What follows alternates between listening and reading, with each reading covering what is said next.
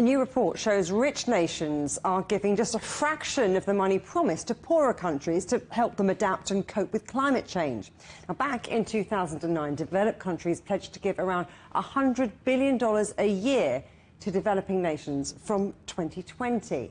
It's a so-called climate financing, but that goal has so far not been met, with developed nations claiming $83 billion were provided in 2020.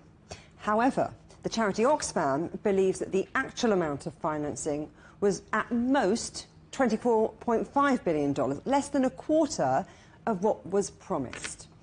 Well, Jacobo Ocharan is the international lead for climate justice at the charity Oxfam. Thanks for coming on the programme. Let's start by getting these numbers clear, because the $100 billion pledge was agreed in 2009, ratified in 2015 in Paris, and in no subsequent year has that amount actually been spent. Is that correct?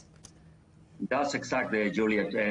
We haven't reached even on the report that the countries are saying, as you say very right, it's over 80 million. But when you go to the details of the finance, that it needs to be in form of grants, that it needs to be money given by rich countries to impoverished countries.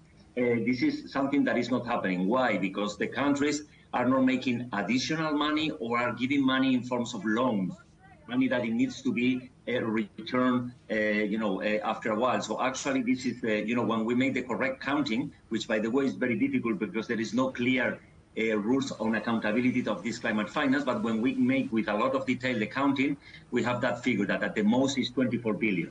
So you're counting it one way, the richer countries are counting it another way. You know, they're saying that in 2020, actually, they spent $83.3 billion. The value you're giving is way lower than that. Exactly, because as I said, what the countries are counting there, it's money that is not clearly, and as it was defined in the Paris Agreement. The money defined in the Paris Agreement, it was based on countries accepting the responsibilities of the crisis, of rich countries accepting the responsibility of the crisis that they are creating, and it needs to be given in forms of grants. What countries are putting there in that counting to reach 84 million is, as I say, money that it needs to be returned later on by the poor countries. We're not doubting that there is a climate crisis, but there's a lot of other stuff going on, and I wonder how much all of the recent global economic stress, from soaring inflation to the cost of living crisis, plays into those numbers. Of course, countries are claiming all kinds of excuses of saying why they are not granting this money. But remember that this is agreement. It comes for the long term, and it comes actually way beyond this crisis. And we saw it very recently with the COVID. I mean, when there is I will say an interest to find the money is there. So of course there is a lot of issues playing, but there is still no this sense of collective responsibility for this crisis, and this crisis is serious. This crisis is generating there are also 40 million people this year in East Africa, is generating a lot of suffering around the world, and there is still no this sense of collective responsibility for this crisis.